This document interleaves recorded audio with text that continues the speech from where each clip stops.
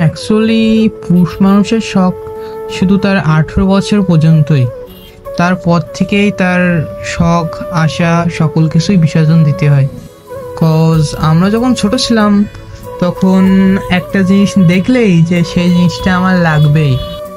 বাবা মা তোমরা সেই জিনিসটা কিভাবে আমাকে দেবা সেটা আমি জানি না, কিন্তু এই জিনিসটা আমাকে দিতেই হবে। ওই জিনিসটার জন্য অনেক কান্নাকাটি করব, অনেক মন খারাপ করে বসে থাকবো, যাই হোক ওই জিনিসটা আমার চাই। আসলে এই সকল কিছুর জন্য বায়না করতে করতে একটা সময় এসে পড়ে যে সময়ে সকল কিছু দায়িত্ব আমাদের ঘাড়ে চলে আসে। তখন আর সেই আবদার করা বা বায়না করাটা আর করা সম্ভব হয় না, কারণ তখন আমাদের বয়সটা 18 বছর হয়ে যায়।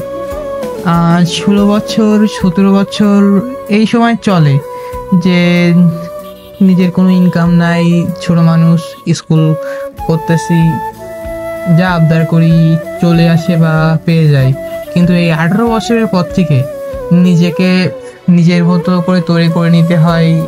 বাট আমরা যখন এই 18 বছরটা ক্রস করে ফেলি না, যখন কলেজ লাইফ, ভার্সিটি লাইফ এইগুলোর ভিতরে ঢুকে যাই, তখন আমাদের মন মানসিকতা একটা অন্য ধরনের ইয়ের ভিতরে চলে যায়। ওই টাইমে তখন আমাদের মাথার ভিতরে অনেক ধরনের প্রেশার চলে আসে যে স্কুল লাইফ পার হয়ে গেছে, কলেজে পড়তেছি, সো এখন নিজের খরচগুলো নিজেকে চালাতে হবে, তারপরে পরবর্তীতে বাবা মায়ের খরচ দেখতে হবে, পরিবারের সকলকে দেখতে হবে, এই আর কি। পরিবারকে চালাতে হবে, বাবার বয়স হচ্ছে, মায়ের বয়স হচ্ছে, ছোট ভাই আছে, ছোট বোন আছে, সকলকে দেখতে হবে। এদেরকে দেখেই না আর তখন আর নিজের সেই বায়নাগুলো আর থাকে না। তখন নিজের প্রতি একটা বোধ চলে আসে যে এখন আমার টাকা ইনকাম করতে হবে, সকলকে দেখতে হবে।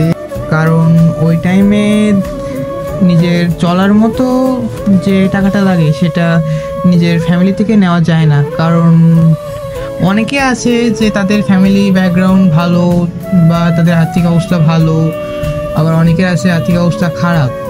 সো কার আর্থিক অবস্থা ভালো, কার আর্থিক অবস্থা খারাপ সেটা দেখার দরকার নেই। আমাদের নিজেদের সকলের উচিত যে হচ্ছে নিজের খরচটা নিজেকে চালাতে হবে, এমন মন মানসিকতা নেওয়া। আর এই মন মানসিকতা নিয়ে চললেই আশা করি জীবনে একটা ভালো পজিশনে যাওয়া যেতে পারে।